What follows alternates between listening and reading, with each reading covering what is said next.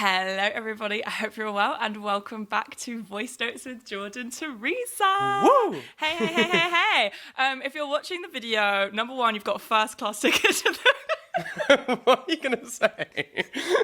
This is the second time she's tried to say this, and it hasn't come out either time. You've got a first-class ticket to the free... What can I say? One thing about Jordan is that I love you with my whole heart, and you are one of the funniest people I know, but it would be so much funnier if I didn't laugh at my own joke. No, if you could deliver your joke the first time. I have said this so many times. I know how hilarious I would be if I didn't laugh at my own jokes. I literally can't. If something is really funny, I cannot get it out. The other day we were in an Uber, me, Jared, and Holly, and the Uber driver, for some reason, the front seat was positioned up, and I could not get out the words. And then after a while, she said, I was like, "Oh my god, Jared, looks like you're on a roller coaster." Oh, strapped in. Yeah, and I literally could, and no one laughed. No one laughed, so I couldn't get it out. But anyways, what I was saying is, if you're watching the video, you may have a first-class ticket to the...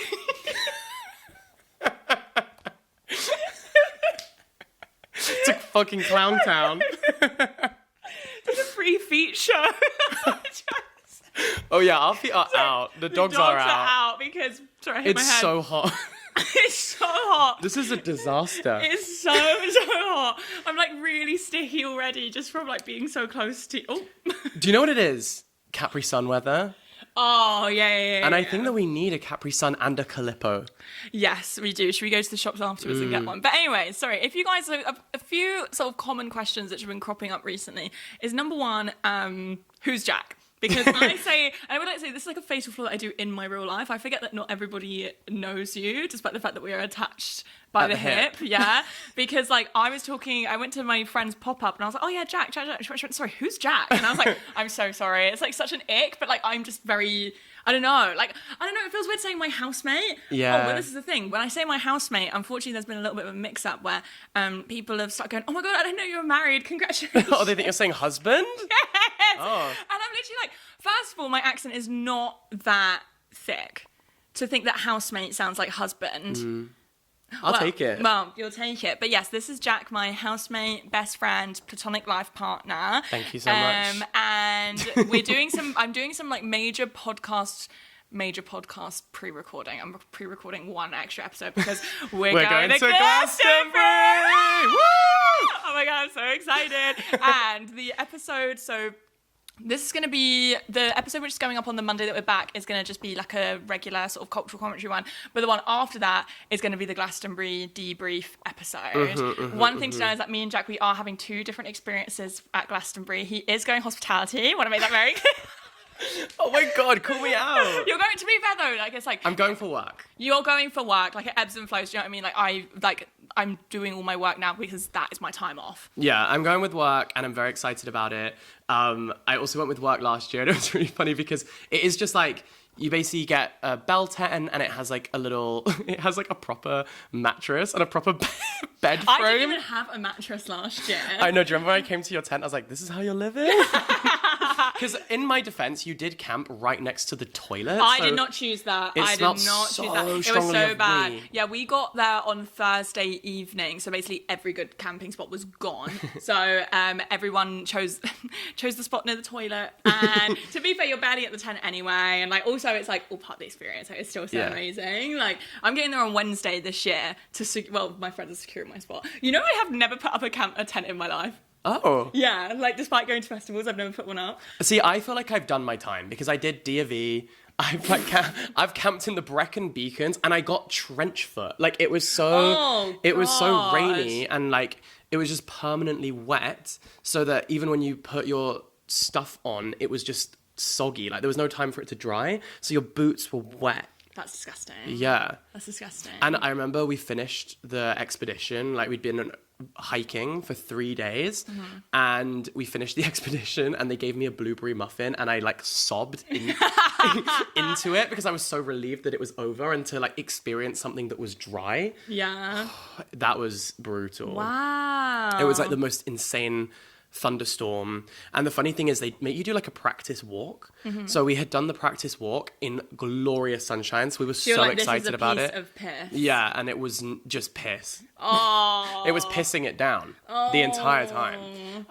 The weather's looking, obviously I don't want to speak too soon, but the weather's looking mild. And also, when I was 17, I went to Reading Festival, and that time was the complete opposite, because that time it was so warm and it had been so dry that I got bronchitis from all of the dust in the air. Why am I so sensitive? Yeah, you're allergic to boots as well. I'm allergic to our cat. You might notice that my eyes are kind of watering right now. That's because I'm allergic to Jordan's cat. But we are... You said our cat earlier. Our cat. We've come on leaps and bounds, though. Like, we now cuddle. And you know what? You can pick her up. I pick her up, and you get all the perks and none of the drawbacks. The drawbacks is I have to wake up at 1 a.m. still every day to feed her. Yeah, but she'll like come into my room, and the 5 minutes of bliss where we cuddle, I then have to pay for 5 hours while my eyes run and feel all rotten. So I do it for love. Ebbs and flows. Yeah. Quick OOTD. Me? OOTD. Yeah, for both of us. My t-shirt is green and my shorts are white. And you don't know where they're from? The shorts are from Dickies. And the t-shirt, I don't know. How do you get? I don't know. I had it a long time. All of his stuff in his wardrobe is so old, complimentary, because you Yeah. are like I think Jack is the most sustainable person I know. Like, he like truly never shops for clothes. Yeah. Like, just sustainable fashion wise. And then I've just got secondhand dress on. I've been trying to like get rid of this for the longest time, but every single time it comes to it, I'm like, oh, I just know it's gonna come in useful. I got this dress in like the peak of a Friends rewatch, where like this is like something that Monica would wear in the earlier seasons, and I'm actually obsessed with it. It is, and during this weather, it's actually perfect, because I know that a bunch of people are gonna leave comments saying 30 degrees isn't that hot. All the buildings are insulated. Maybe to you. All of the buildings are insulated. I'm so sticky. I'm so warm. Also, like, whenever me and Jack are hanging out, Boots comes and joins us. So, like, she's sat behaving herself at our feet. She's right under now. the camera tripod. Do you want to do thoughts of the week? When I told Jack that I wanted him to think of some thoughts of the week, I have thoughts. He was buzzing. Oh, I took this, like, because first and foremost, I am nothing if not a Voicenotes with Jordan Theresa stan. I am a fan account. I watch every episode. Despite also overhearing it in his room when I'm recording this. Oh yeah, I get to hear it twice, because I'm this wall right here. The other side of it is where my head goes. We actually sleep really close. We are literally scalp to scalp when we go to bed. Like, yeah. So like sometimes I'm in there, and then Jordan's recording in here, and so I listen, but then I have to like try not to listen too hard, because I'm like, well, I'm gonna watch the episode when it goes live. And you sometimes listen to it for a third time, because then you listen to it while I'm you're watching editing it back. That's true. So I love thoughts of the week, and so when I got the call up, I took it so seriously, like I was writing a job cover letter for my dream role. Shall we do one thought? Like, so bounce between the two. Well, I think you said all of your thoughts are about one thing, no? Oh, no, I just had to change. Oh. So originally my thoughts of the week were all about the film Deep Blue Sea, which is one of my favorite films of all time, I believe. Like, it's a shark film. It's got a stacked cast, like Samuel Jackson, LL Cool J, Bill Skarsgård, and it's basically like, it's like a shark film. And it's one of those ones where like every film back in like the 2000s was always related to finding the cure for Alzheimer's. And it's about that, and basically these sharks go rogue, and I'm obsessed. And it's like, they don't make really, like, it's very camp, like they don't make campy action horror films like that anymore, I don't think, because the thing is, everyone's so mean about things online, and everyone interprets things so literally that, like, for example, if you think of like how much Addison Rae was clowned for that He's All That reboot, and like I think that I thought that movie was great. I mean, I've actually never watched it, but it's like fun. It's one of those where it's like everything's interpreted so literally that people will just take the piss out of anything. So Deep Blue Sea could not be made now, because it's a deeply deeply unserious film, but like people would just be clowning on it on the internet and wouldn't like take it for how it's supposed to be taken. I see what you did there. So instead, I now have bonus extras, like bonus thoughts of the week. The next episode, I'm just going to talk about Deep Blue Sea for like 10 minutes. And then so this week, I'm going to do my like thoughts of the week. Okay. Like some so should we ones. just like B2B our okay. thoughts of the week? Are we expanding on them, or should we just B2B them? No, you know what? Expand on them if they need to be. If one of us is gagged. Okay. Okay. I'm happy for everyone who got to see Beyonce and Miley Cyrus perform Two Most Wanted live, but it should have happened to us. Yeah. Yeah. As soon as I realize a funny video of a couple has been posted onto a couple's account, it's no longer funny to me. I think that Mel Robbins writing an entire book about her let them theory goes entirely against the entire ethos of the let them theory. Isn't it supposed to be simple? How could you possibly need 300 pages to explain something that can be understood with 2 syllables? Well, no, it's like the subtle art of not giving a fuck. Like, the lady doth protest too much. The title kind of told you everything you need to know. Like, let them is the whole theory. Like, every single thing you could come up with is just like, the whole point is let them. Yeah. So why do you need to write a book about it? Yeah. And I talk about books for a living. Exactly. High-waisted underwear is an epidemic. I think everyone should have a score floating above their head that decreases every time they use ChatGPT. All of our clothes look too new. Ooh. I totally understand what Justin Bieber meant when he said, it's not clocking to you that I'm standing on business. I don't know why we're clowning him. That made total sense. Complete sense. And I think it must be so annoying having the paparazzi follow you everywhere. I agree. I have devastated news. The intuitive fridge raid guy works for Jamie Oliver. This is an anti-Jamie Oliver household. If you've like listened to my past episodes, you know that I like, again, anyone who knows the intuitive fridge raid guy, do not send this to him. I really put a lot of trust in the people that listen. I fancy the intuitive. I've showed you him before. I don't know who this is. You do. I've showed you a video. He's the guy that he like takes random stuff out of his fridge and cooks a lunch. Yes. Yeah. And I fancy him. He works for Jamie Oliver. Oh. Yeah. I don't believe that he really has those things just knocking about in his fridge. They go off. They go stale. He's a food stylist for Jamie Oliver. Oh, that makes sense that? then. Where you like, when they take pictures for cookbooks or menus, they style it so it looks really nice. So for example, when they have a burger, they bring all of the filling to the front so that it's all like hanging out. Oh, and they like only cook the outside so it like remains like quite like, you know, for McDonald's burgers or like any sort of fast food burger, to do the ad they'll only cook the outside with blowtorch so it stays like very thick, like the patty. Bouncy. Yeah, bouncy. My next thought is, how blown do you need to be considered blown to smithereens? That's a lot of... You've got to be pretty blown to be smithereens. Blown to smithereens, yeah, that's I think chunks. Particles. What? You got... yeah, No, chunks blown maybe. to smithereens, I'm thinking like chunks of body that are this big. All right, yeah. Yeah. So in what context is someone blown to smithereens anymore? No, why is nobody being blown to smithereens I know, it's such a anymore? Tom and Jerry thing to happen. Oh my god, that's so weird. Because as soon as when you said blown to smithereens, I was thinking desert, Wild West setting with like one of those train tracks running through the desert. Yeah. With like one of those open top trains with like the coal in it. Mm-hmm. Well, you can do that in the desert. In what country is it? Oh, we watched a video of that. Yeah. You can like ride through the Sahara Desert with like on one of those trains for like 24 hours. But I'm like, where do you pee? Oh yeah. Where do you poop? And we all know how anxious I get when I don't have access to a toilet. I'd never be able to do that. I just have a panic attack the entire time. Like, what if I shit my pants in the middle of the... To be fair, do you pee off the side? I think maybe you just... Do you just firm it? Maybe just do it in the... And then you just bury it in the, like, iron ore. Is that what it is? I can't remember what it is. We're going to do some more research on this. That's Yeah. all of my thoughts of the week. I don't think I have any more. I have 2 more. Okay. I think regularly about Corey's tweet where he said that he got showing everyone the contents of his jewelry box drunk last night.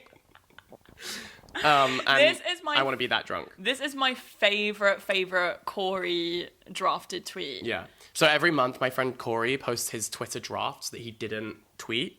I don't know if he actually tweets anything. I think he just drafts it all and then he shares it on his close friend's story. And every time it happens, it's an event in our household. And I call Jordan, like, Corey has updated the Twitter drafts and they're so much fun. It's amazing. Like, it's actually amazing. And then my final thought is that I used to be against putting music on your Instagram posts, but now I can't get enough. Oh, same. Yeah. No, like, I'm telling you, I used to be so... You know what it is? I think Instagram needs to sort... I mean, to be fair, there's not really anything they can do to fix the settings, but sometimes when you've got headphones in, and I think now they've made it where it's automatically muted, but before, when they introduced music to post, when you open the app, they would blast the music in your ears, and it reminds me of, like, you know when you're, like, blasting music in your headphones, you're like, da-da-da-da-da, and then you get that horrendous notification telling you to turn your music down, and it's like, I love how they're like, protect protect your ears. Let's send a sound into your earphones that's louder than the music that you're listening to to protect your ears. I mean, to be fair, I should really be turning down my music more often. You should use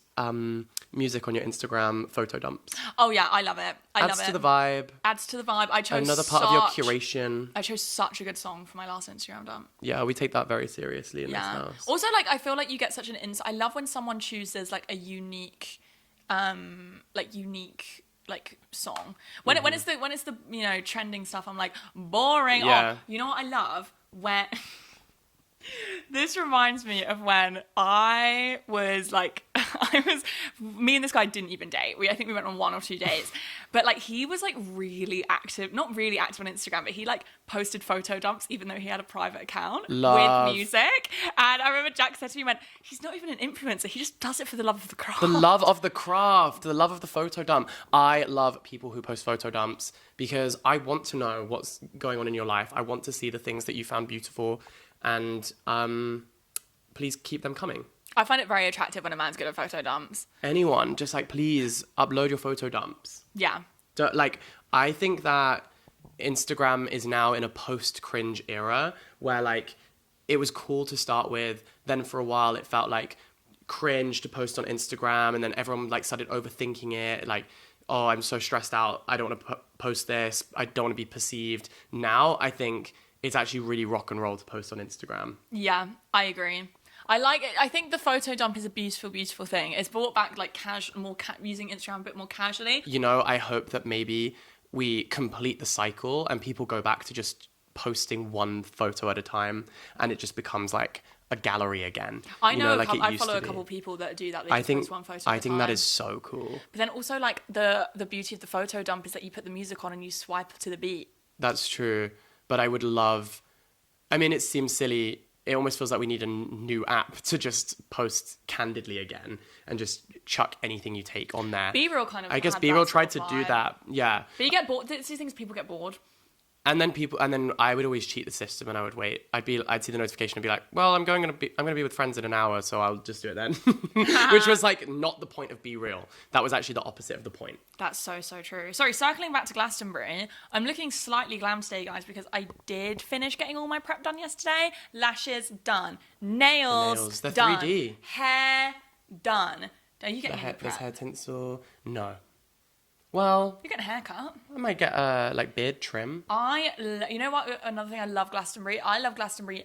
Full stop. But I also love Glastonbury because everyone just looks really good. Because like for a lot of people, myself included, it's like the big thing that they're doing of the year. Mm-hmm. So everyone gets their hair cut. Like everyone's wearing like really cool, nice outfits. Like it's just such good vibes. But then I really like in the evening when everyone puts their hoodie on, puts their hair up, like puts a baseball cap on, because it's partly for warmth, also for comfort, and it sort of feels like a big adult sleepover. Yeah, it does. But you're at a rave. Yeah, and also everyone that you meet there is so nice. Yeah, because everyone who's there really, really wants to be there because it's so difficult to get tickets. Yeah. Researcher Leanne got me and my friends tickets. I'm still. Thank you, Researcher Leanne. Thank you, Researcher Leanne. We are forever indebted. Twice. Yeah. She has the magic touch. What are your non-negotiables? Non-negotiable. That you want to see? Your non-negotiables. I really want to go to see Charlie XCX again because I really had one of the best times of my whole life at her show in Manchester. Like the Brat Tour was so fun. And then also Joy Anonymous back to back all day on the Friday. Be there or be square. They're the nicest boys and they're going to put on a show. They are so good at going back to back. Buzzing. Yeah, to be fair, I've got a pretty big gap on Friday. I want to see Rizzle. Pardon me. Rizzle Kicks at like 1 p.m. And Pink Pantheress. Pink Pantheress in the evening and before Pink Pantheress is Franz Ferdinand. But I've got like a big 3-4 hour gap where I'll go see Henry. I'm very excited to see Kaiser Chiefs. Oh my god. Okay. So I'm excited to see Kaiser Chiefs too, but we've got to keep this realistic. I really, guys, I don't know what they were thinking. Maybe it's because, Boots is like chilling in the background. I don't know whether it's because they've done it before, but they're on at 12 on Saturday. I think that's a perfect time. I think everyone's like recovered from their hangover. They're ready to go back out. That's insane. I think the vibes will be good. It will be like people coming back to life. 12 is too early. 12, really? Most people that I know, because I was talking to a few of my friends about it who go quite often, and they're all like, oh, like I'm not up at 12. I usually get out about 2-3. Because bear in mind, we get in at about 7 a.m. Yeah. Ooh, but I'm so willing to make it for 12. Ruby is as well, so she can listen to her namesake song. Ruby. Ruby. And of course, Ezra Collective. Oh my God, Ezra Collective, of course. Yeah, because we saw Ezra Collective at the Wembley OVO Arena, and we were, well, technically we had seats, but we weren't standing and dancing the entire time. And like I do enjoy that. I do enjoy being at an arena or whatever, but there's something about being in a festival crowd where every single person is just dancing and having the best time. And you can kind of feel all the bodies around you. Like, I just think that would be really being fun. Like in the thick of a crowd. It's like with so everyone good. like singing along or dancing all on beat. Like, there's just something so magical about that. Yeah. So I'm very, very excited. And being outside too, you know. Yeah, and the weather's looking okay so far. I will take it. We're like mid-heat wave right now, so Yeah. just know that this was brought to you with blood, sweat, and tears, but mostly sweat. Yeah, no, the underwire of my bra is like damp. But in today's episode of Voice Notes with Jordan Theresa, I wanted to bring one of the only men that I like to talk about men. So I have been seeing these sort of men's morning routines, and there was this like specific one called this influencer called Ashton Hall. He's a mega human. He is like Iron Man if he was a man and not made of iron. Like, sorry, my grandma. I don't know if that's how Iron Man works. If my grandma had wheels, she would have been a part. So a man. You know what I mean? He's like a superhero, but like what do you call it? Without the machine. Yeah. You know what? Forget that I said anything. That was really stupid. He's like a superhero without the superpowers. His superpower is just being. Like, he's just so good at everything. Yeah. But he posted this like morning routine, which is like, there's like a lot of morning routines that are similar, but his is like absolutely absurd. So should we like run through what time he wakes up? So he wakes up at 3:53 a.m. Firstly, what business do you have at 3:53 a.m.? Like, that's the time I go to sleep. The only person that should be up at 3:53 a.m. is Boots when she's demanding that I feed her in the middle of the night again. You know, one time I took an early morning flight, and I had to leave the house, and I was like walking with my suitcase, and I was just thinking, it is so eerily quiet.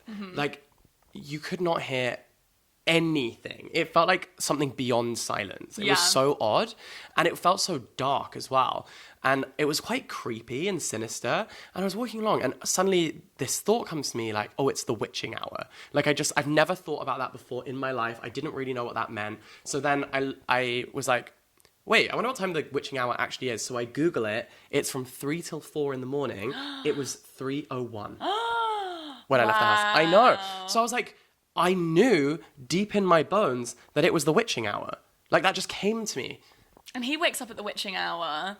3:50 wake up is ridiculous. Up in the witching hour. It's redonkulous. Bring back saying redonkulous. It is absurd. And then what does he do next? So what's his first step of the day? It's brushing his teeth, washing his face, like taking off his mouth tape, obviously. If I get, oh my God, I think I finally managed, and I don't even want to say the word too loudly in case my your phone hears me, because I think I've just managed to escape the TikTok mouth tape ads. But oh my God, he fell for the propaganda clearly, or he's peddling it, because like I could not escape mouth tape for the longest time, and I feel like I've managed to shake it off. So he puts on his and like takes it off, brushes his teeth, washes his face. At 4 a.m. he goes on his balcony, and I think he's doing some kind of sort of morning meditation moment. Well, he does some press ups. And he also does like he's doing a lot of this. And I'm thinking, I'd be doing that if I was up at 4 a.m. Yeah, just a deeply unpleasant time to be awake, I think. Very deeply unpleasant, unless you're going on holiday. Oh, that's holiday hours. And even then, painful. Yeah. What have I written? A lot of deep breathing. It's giving deep breathing when you're trying not to throw up whilst drunk, or when you're trying not to have a panic attack. Oh, I would be trying not to have a panic attack if I'd just woken up at 3:53. No, literally. And I'd also be trying not to throw up. What have you got? I just put, why does it take 4 minutes for you to take a deep breath? Because he goes like... And then the time on the screen changes 4 minutes. That's a long ass breath. It's a long. How do you hold your breath that long? So from 4:30 to 5 a.m., he writes in a notebook, and I'm assuming he's either planning his day or this might be giving him. Maybe I'm like I'm trying to think of the word. He kind of like just plays with his toys all morning. He kind of spends the whole day getting ready for the day. You know, there's a whole shift that you just put in, just getting ready for the day. Yeah, because I put, he's probably planning his day, writing his to-do list. Or I think this is probably not true, but I'm like, maybe he's writing his intentions. Maybe he's writing his gratitude list. Oh, yeah. Maybe it's his gratitude journal. Yeah. Do you think? Because what's running through is that I think he seems to be being very intentional, but it's like that combo if like someone was intentional but also had really bad timekeeping, because it's like you can be intentional in such a shorter period of time. He woke up at 3:50, only at 4:30 a.m. does he sit down and start writing in his notebook. And bear in mind, he hasn't worked out. He has not worked out. All he's done is brushed his teeth, washed his face, taken his mouth tape off, gone to the balcony, done some deep breaths, done some push-ups, and that's it. And then he's an hour and a half to do that? Really? I don't think your maths is right there. No. That would be 37 minutes. Oh. Oh, God. Oh, guys, I'm so sorry. I did my maths GCSE 5 times. Numbers just do not compute in my brain.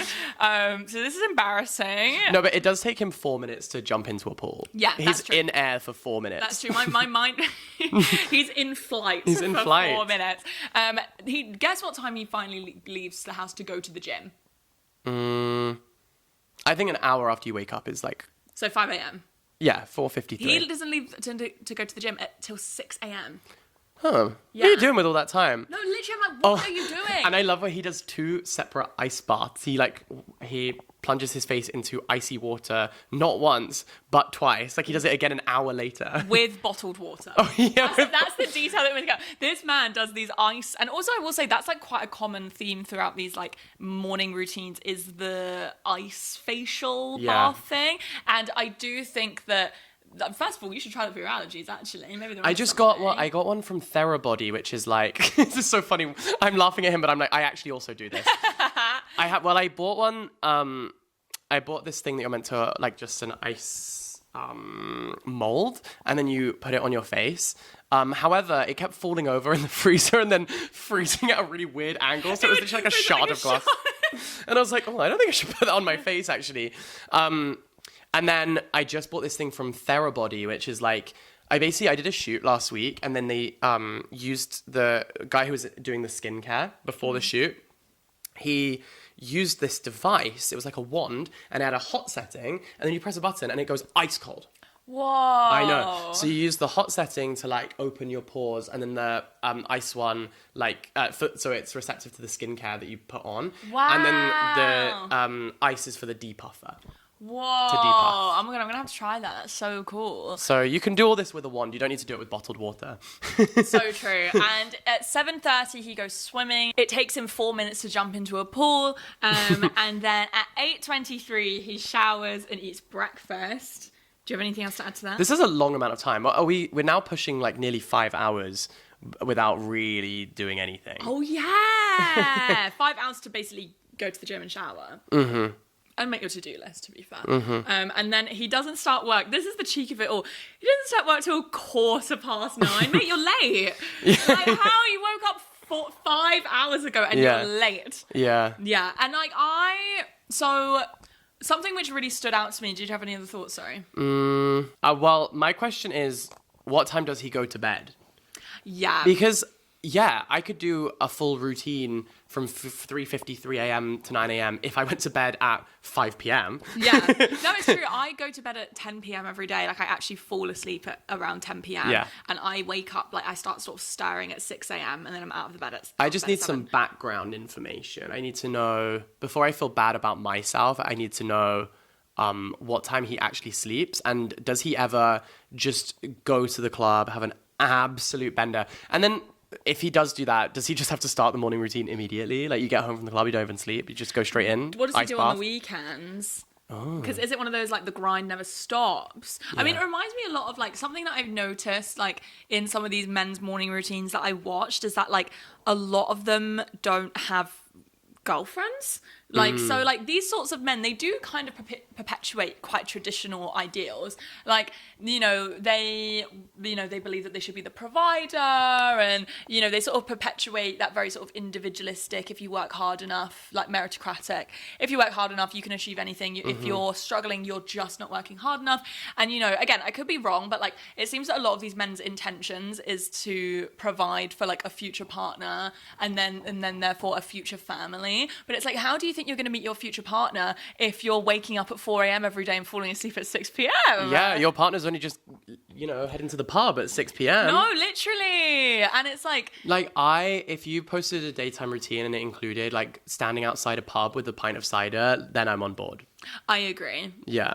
Otherwise, what's the point of living? Yeah, no, it's true, but it's like what you said. I remember Jack was at like a fancy hotel the other day, and you said that you overheard like the most depressing conversation. Oh yeah, I heard this guy, and he was just like talking about how he was basically saying like, oh, I do the work day, and respond to everyone's emails and inquiries, and then after the work day is when I start my actual work. And then he's like, yeah, I don't really have any friends, I don't really see anyone, like all I do is work. And I was thinking, oh man, I don't know if we should be bragging about this. This just sounds really sad. Yeah, it's like when a very close relative of mine said that he hasn't cried since his dad died, which was 15 years ago. And he was like, I haven't cried since my dad died. And I was like, that's not a good thing.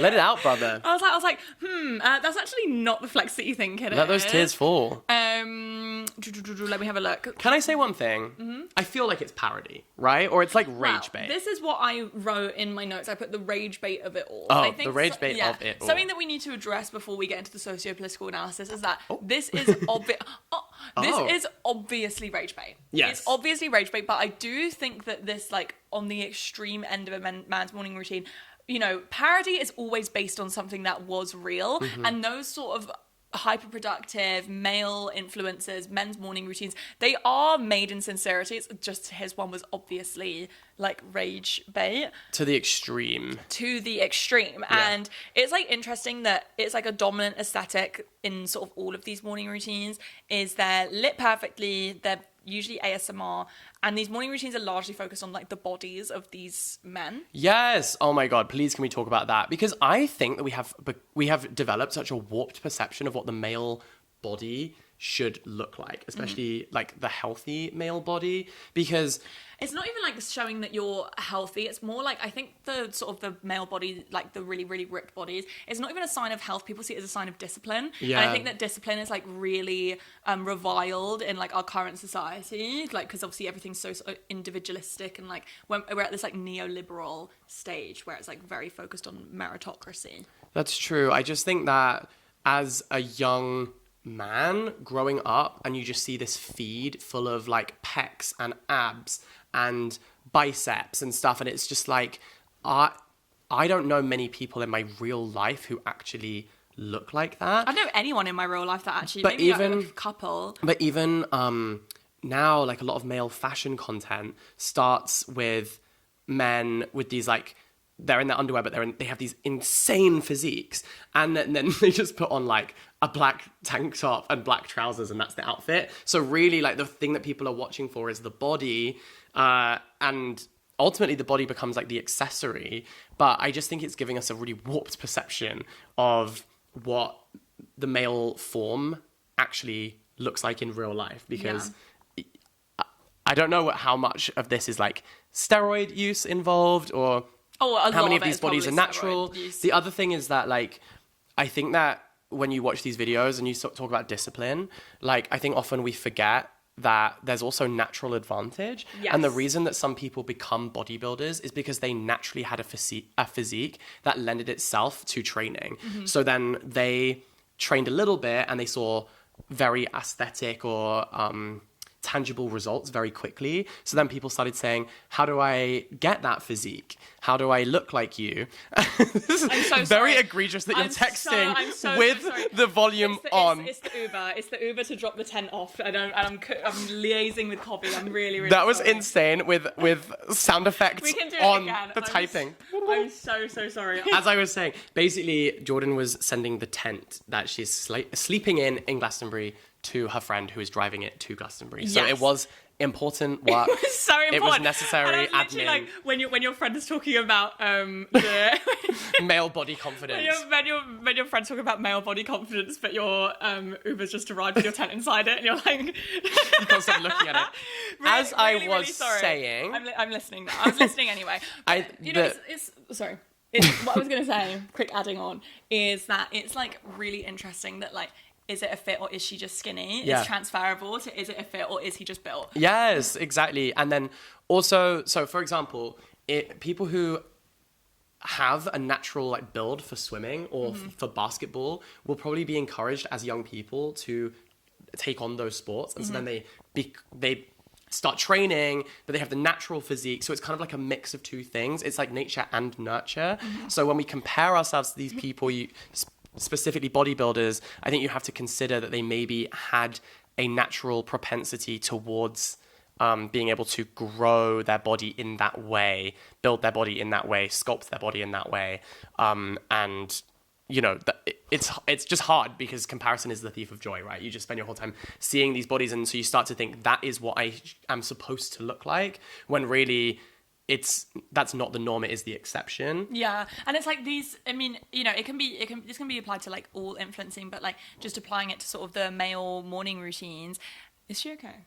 Yes, oh, sorry, she looked dead. Applying it to the male morning routines is that the body is like part of the aspiration. Like that's why they film these morning routines with their shirt off half the time, because you know, if someone's watching this content in through an aspirational lens, they're gonna be like, oh well, you know, they've got a job and they live in this amazing house and they've got money and they've got a nice car and they've got a nice body. Like if I pick up all of these bits and bobs, and it's actually really interesting. Again, this can be applied to all sort of realms within like the like current sort of contemporary beauty standards, but like how extreme it's gotten, where like if you look at Hugh Jackman in the first Wolverine and Hugh Jackman in like the newest one, like he's had to be so much more cut, and like back 20 years ago his body was seen as like the pinnacle of like male health and discipline, and now it's like, again, it's obviously just rumors, but like, you know, these Marvel men, they like won't drink water all day when they're shooting with their tops off, because to like further show their muscle definition. Yeah, because it shows how like the body standards have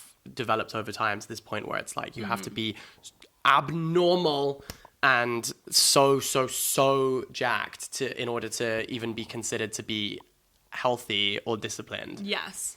It's hard to watch. It's hard to consume all of that and like to see it so constantly on social media. Like it is really damaging for your brain, you know? No, it's especially like for, again, it's like, you know, it can like, this is applied to everyone, but like, you know, if you're like a young boy and you like haven't hit puberty yet, you know, like young kids, they're always so skinny and But stuff. this is also, we talk about this a lot, 30-year-olds playing teenagers, and their bodies are just developed in a way that young bodies are not. They don't have acne, they don't have all of these things, or in many cases they don't. And so as a teenager, you're watching like Jacob Elordi as if who is like, I don't know, 28 or something. Yeah, playing an 18-year-old. Playing a 16, 17-year-old, 18-year-old, you know, and trying to compare yourself to that, you're always going to come up short, you know? Literally, too, because he is so tall. Yeah. Oh, he's so sexy. Sorry, I know. I don't think that was the conclusion we were trying to come to. But yeah. I'm so sorry. It reminds me of that Caleb Heron tweet clip when he's like, there is not a picture of Jacob Lawley that hasn't crossed my desk. Yeah. But so what I found really interesting, sorry, it's very, very warm. Yeah. Is what I find really, really interesting is how in these morning routines, how vague their jobs are. Like, and I find it really interesting because, you know, these morning routines, obviously this one from Ashton Hall got like clowned on because it probably is rage bait. But like, you know, amongst sort of like this like men's like grind culture, these like morning routines are like, you know, very looked up upon. But it's like really interesting that number one, I compared it to, I remember a time that a gaming streamer did his morning routine and he got totally clowned on. Oh, really? What was his routine? His morning routine was like, he wakes up fairly late because obviously he's up until like 4 a.m. streaming, and he'd be like, so I like get up, I get ready, and then I set up my setup, and then I have breakfast, and then I have this energy drink, and like all of this, like it was like pretty run of the mill, but like everybody was clowning on him, and I found it so funny that like, again, it was a lot of men clowning on him, and I found it really, really funny because I was like, he's one of the only one of you bitches who made it clear what his job was. What do you guys do for a living? Well, the reality is that a lot of them are influencers. Thank you. So the reality is that the job is filming the content, and making things that go viral. So I know that at the end of the video, you see him like sitting at a desk and like pretending to have a meeting. Mm-hmm. The gag is the job was actually filming the video you are watching. Yeah. And I guess the bit that makes it funny to me is that like you have to set up the shot each time. So like it's such an ick. If you like edit your own videos, you have to do the bit where you have to like go up to the camera, press record. Oh my god, am I getting that? Press record, and then you have to like scurry back and go back to your original position. Like that includes sleeping in bed. Yeah. Like every time you see a shot of someone like waking up in bed in the morning, like just know that they've gone and set up the phone and the tripod. They've been awake for half an hour. Yeah. Like, it's really... We've all done it. We've all done it. And like, it's really interesting because I was thinking a lot about like male influencers, and I mean, this does bring me on to Stephen Bartlett. So what really gets me about male influencers is I'm planning on writing an entire essay about it, but influencer is a gendered term. I don't care what anyone says. Female influencers are perceived as influencers far more often than male influencers are perceived as influencers. And we can use Stephen Bartlett and Molly May as an example. Both Stephen Bartlett and Molly May have built very successful careers outside of just their influencing career. Stephen Bartlett has Huel and Zoe. Molly May has obviously her own clothing brand. She worked with PLT. But these brands would not have taken off the way they did without their influencing career. And it's so interesting that Stephen Bartlett is seen as a businessman, but Molly May is seen as an influencer. And I wanted to sort of focus on like Stephen Bartlett for a little bit because I think that he's like the pinnacle of how male influencers low-key get away with murder and sort of kind of can hide under the guise of being a businessman. Well, when those two titans crossed paths and Molly May went on Stephen Bartlett's podcast, like she was kind of clowned for talking about that thing of like, we all have the same 24 hours in a day. Stephen Bartlett is the presenter of that podcast. Like he didn't challenge her at any point or ask any questions about that. He didn't like come up with any counter arguments, like that was a conversation between two people. Yeah, and it's like really interesting because this is where my personal beef with Stephen Bartlett comes from. I think Stephen Bartlett sort of like any sort of influencer of his like typecast, I guess, sort of fall into like very individualistic, like never questioning the systems at play and stuff like that. But like my personal beef with Stephen Bartlett was during all the Molly May stuff, he put out like a series of tweets where basically he was like, people say stuff like this on my show all the time. Molly is getting bullied because she's a woman, because she's a young woman. And look, as I've just mentioned, influencer is a gender term. I absolutely think there was, number one, I think the reason why it got so much attention was because she's probably one of his most famous guests, especially at that time. She's very famous in the UK. But also I do think a lot of it's got to do with the fact that she is a young woman. But also, to dismiss, I hate that he dismissed every part of the criticism as, it's because she's a woman. Because, if we just apply, again, this is a sort of girl boss packaged up feminism that pisses me the hell off, because if we apply any kind of intersection to his argument, what about the women that are making the garments for PLT that she built her entire worth off of? Do they not matter? Because if we apply this argument of everyone has the same 24 hours a day, I think PLT garment workers in the Leicester factories are paid £3 an hour. It'd take God knows how many hours for them to build the same worth as Molly May. So you can't apply this, hourly argument. And it just pissed me off that he sort of tried to turn it into a misogyny thing. Because, like, why doesn't your misogyny extend to people who aren't wealthy business people? Does your feminism extend to the garment workers who made those clothes and built her entire worth? Yeah. That's my personal beef with Stephen Bartlett. What's yours? My personal beef with Stephen Bartlett is that he is a self-proclaimed influencer expert, but I actually think he's rude as hell when he works with influencers. So the story is, maybe I shouldn't say this on the internet, but I'm like, burn it to the ground, sever the tie. No, well, I got a DM from Stephen Bartlett on Instagram, and it was like, hey, like, can we work together or whatever? And I said, this is my manager's email address. Like, if you want to talk. Which, by the way, email is available. My email is on my Instagram feed. So first of all, if you want to do like a business inquiry, usually people would just like email the business email. So then they said, okay, great. Could you get them to email us? I said, you texted me first. And then they,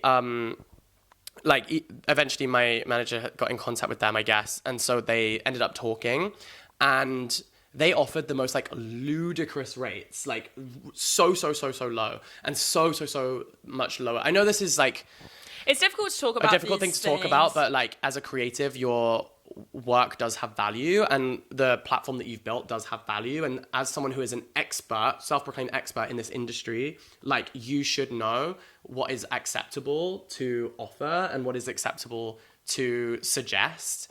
And so it was like so out of touch that I realized that what he was doing was like banking on his name. Like, it's meant to be an honor to collaborate with him. Like, and it's, sorry, mate, it's actually not. Like, it's actually nothing of the sort. And so it was like one of those things where I guess he was banking so much on the fact that you would be so honored to work with him that he could pay you like 50 pence and a Twix bar, and then and not honor your usual rates because he felt in some way like entitled. I will say this was his team, not him, but the people that you employ do represent you, and also they were messaging from his personal Instagram account. Also, like, you know what's going on, you know what's being offered, and like the thing is, they offer that because people do accept it. Yeah, but you're not an influencer expert if you specialize in exploiting people based on how much of an honor they will see it to like get to work with you. Yeah. I don't see it as an honor to work with him, and so politely declined. Yeah, true. And then they also got in contact with me to be like, hey, we're launching this new publishing imprint, and you can like find out about it before anyone else. We use AI to help us. And I was like, why would I want to be anywhere near that? So it's just like, I guess he works on this sort of system of like, it's such an honor for you to get to be in my vicinity, and like your proximity to Stephen Bartlett is in some way makes you special. But actually, I don't want to touch anything he does with a barge pole, so. No, it's true that, you know what, it's really interesting. I just think you have to have respect for people that you work with and collaborate with. Actually, I don't hate his podcast because sometimes he has really good guests on. Well, it's his most recent, because I was like Googling to check what is most, because my personal beef has got to do with the Molly May fast fashion of it all. Yours has got to do with the poor rates of it all. But the most recent one was like, he's getting in trouble. Not only has his Zoe ads and his Huel ads been banned in the UK by the ASA, but also he's gotten in trouble for perpetuating health misinformation on his podcast. And it's like really interesting, where I think this is just a flaw of like when you have so many people on and you want to have so many like grabby titles. Eventually, because remember, it used to be Diary of a CEO. I would like to, but there's only so many CEOs that you can bring on. So then he branches out. And the thing is, I'm not against him branching out. I actually listened to a really, really good podcast episode of his about sex therapy and sex therapists, and basically like what happens to in sort of heterosexual couplings. Oh god, that was very Jane Austen of me. But what happens in heterosexual couples? What happens with their sex lives? What difference in libido is, and like why do people have less sex the longer they've been together and stuff like that, and like pressure in long-term relationships to have sex, and what's the right amount to have sex. It was a really good podcast episode. As someone who has like vaginismus and has always sort of been like had sort of, I guess, like internal mental struggles around sex, it was a really, really good episode. But this is the thing, when he's always trying to make these like grabby titles, he's eventually going to bring on these health experts who perpetuate misinformation on a really, really large platform. And it's like, it's a shame, because I think some of his episodes are good, but like also it's like, you have a responsibility with that kind of platform. Do you know what I mean? I have something that I would like to say, and that is that it's not a dream body if it's a nightmare to maintain. And I think that is very important to remember, that we have to remember that social media does warp our perception of these things, because a lot of people who have these bodies and who look a certain way, who are very well groomed, very well pampered, it is their job to look like that. Yes. The Kardashians are an example of that, I think, where they can afford to spend like 3 hours per day working on maintaining their bodies, because those bodies are essentially their lining offices. their pockets. Yeah, you know, so true. That's the product that they work on, that they use to sell. You know, that's the Them the going vehicle. to the gym is work. Yeah, that's the vehicle for then selling commodities. So I think that you also have to remember that a lot of these people are able to look like that because they look like that. If that makes sense. So it becomes a self-perpetuating thing, and a cycle that maintains itself.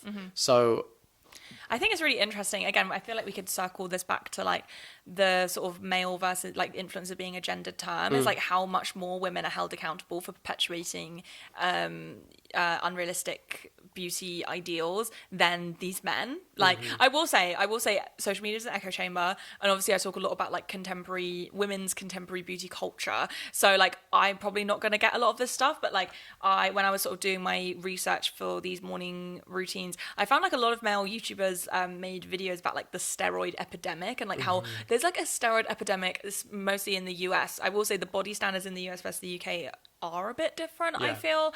But in the US, there's like an epidemic of teenage boys using steroids. It's like, you haven't even grown up yet. Like, do you know what I mean? Like, God knows what you're doing, like the damage that you're doing to your body. But it's more like, again, a lot of people don't factor in when it comes to your bodies. Like, the second puberty is a real thing. And like, I will say, you don't, like, your body changes throughout your life. It especially changes around the age of sort of 25, because you've actually become an adult. You're no longer like a teenager or like a very, very young adult.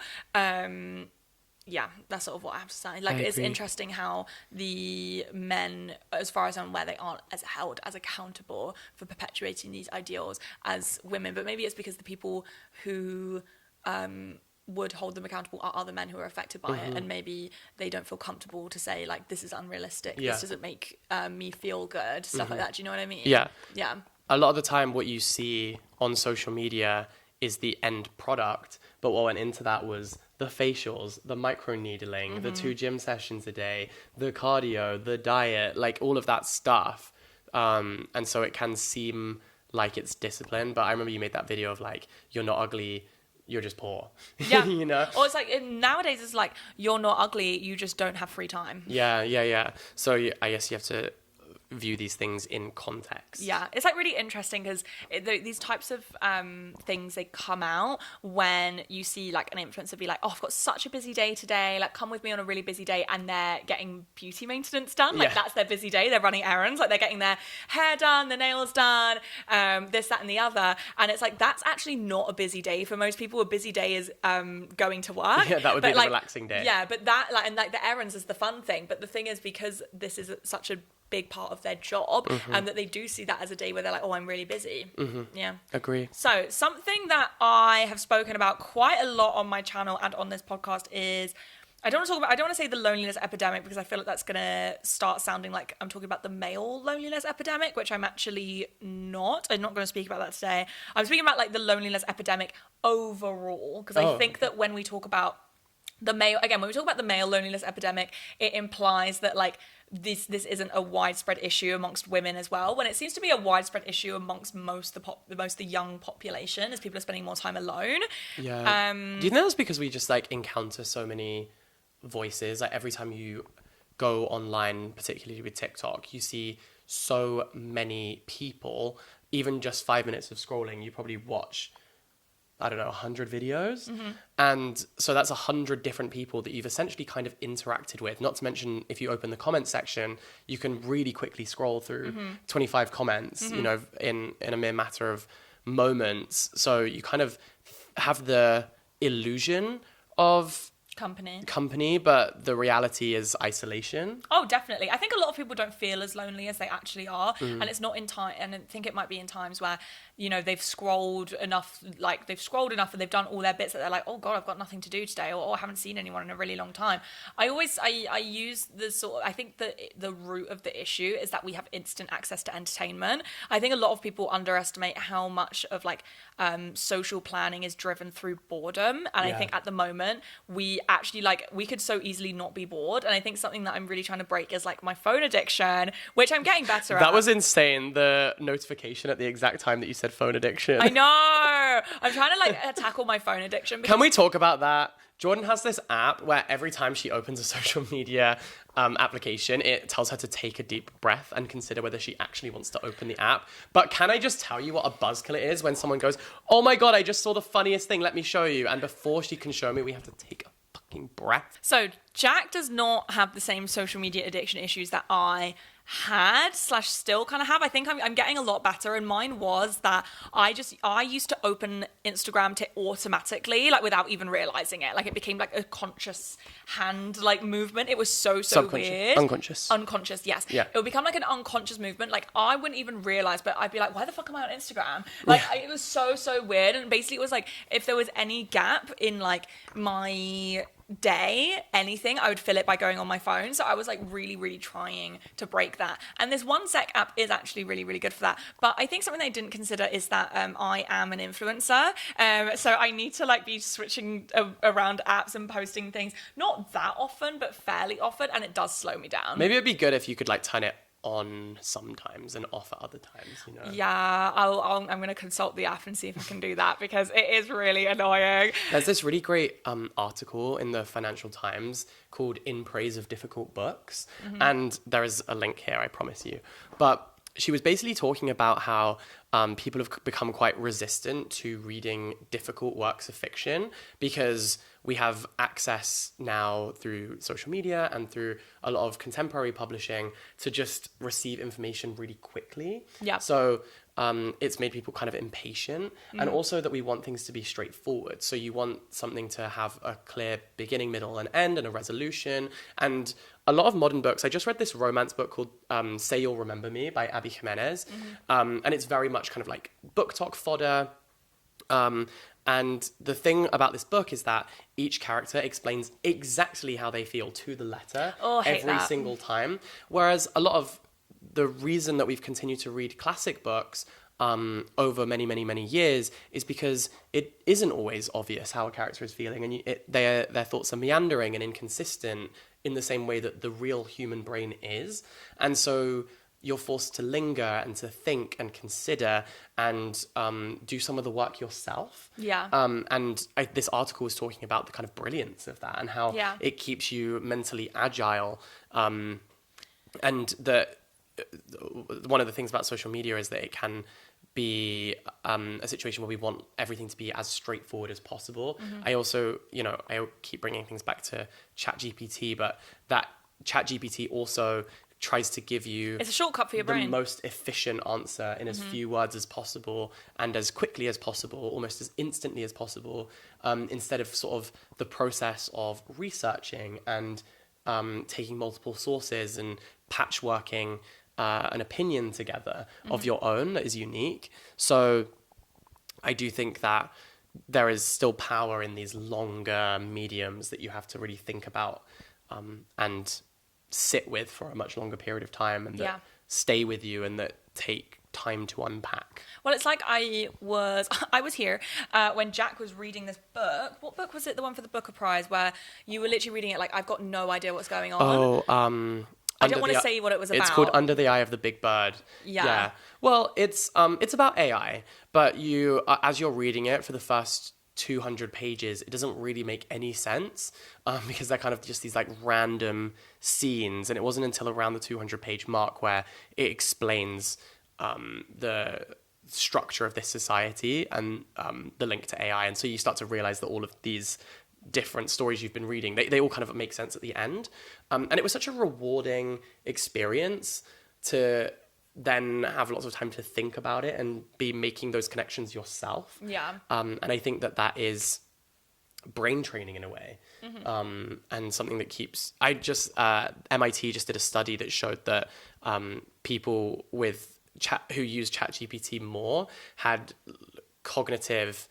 more cognitive issues, and that they were actually struggling with problem solving in their real lives more as a result of relying on ChatGPT to consider those things. You like lose the ability to be innovative and creative. It's so true. Like, I think the reason why I really want to tackle my phone, it's not even that much of a problem, because me and Jack, oh my God, we're matching in everything, including our screen time. So me and Jack both do about like 5 hours a day of screen time on our phones. And I do factor in the fact that I use my phone technically for work, but I do think that sometimes when other influencers say, oh, but I use my phone for work, they're like extending a bit too much leeway. Do you know what I mean? They're giving the phone a bit too much credit that they like work on it.